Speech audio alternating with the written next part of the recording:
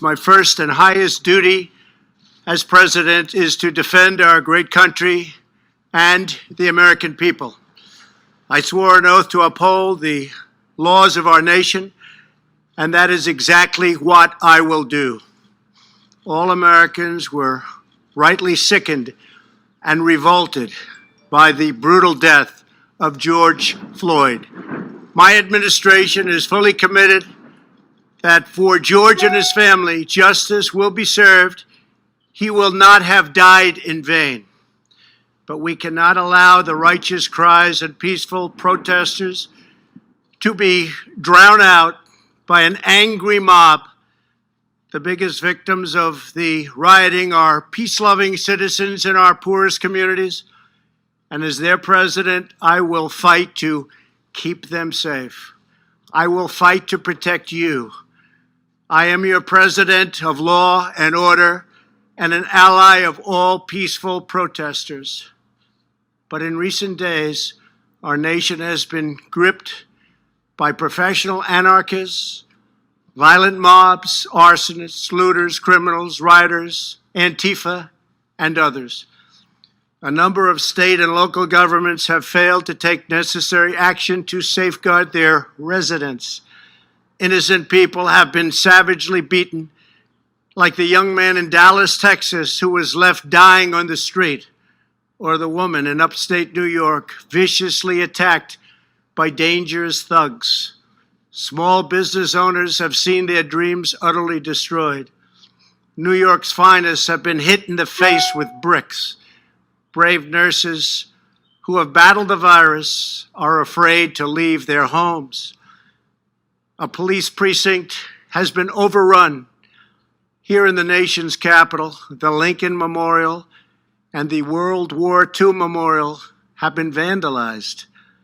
One of our most historic churches was set ablaze.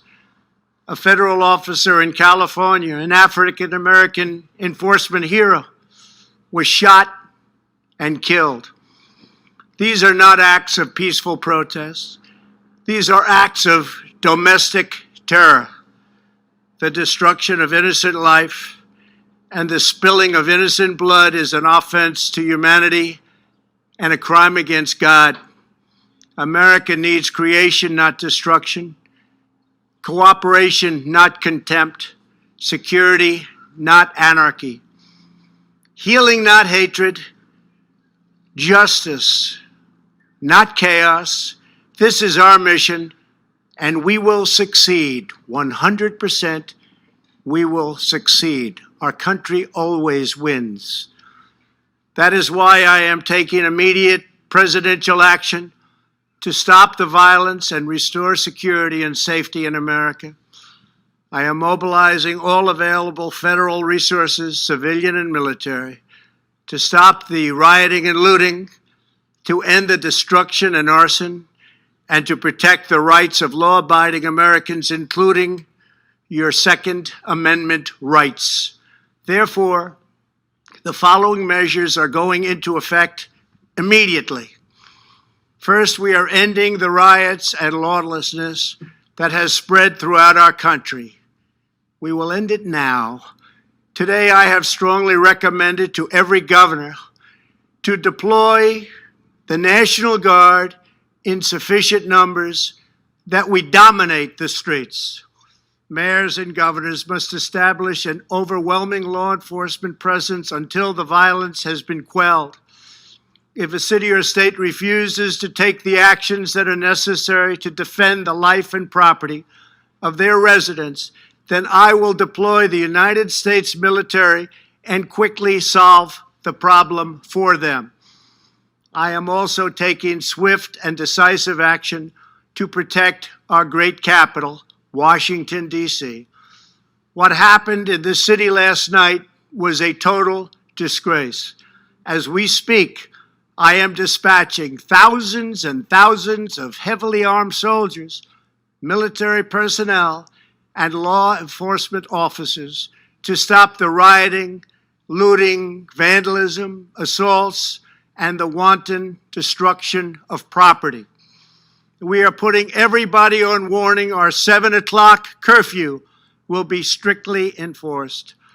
Those who threaten innocent life and property will be arrested, detained, and prosecuted to the fullest extent of the law. I want the organizers of this terror to be on notice that you will face severe criminal penalties and lengthy sentences in jail. This includes Antifa and others who are leading instigators of this violence. One law and order, and that is what it is. One law. We have one beautiful law.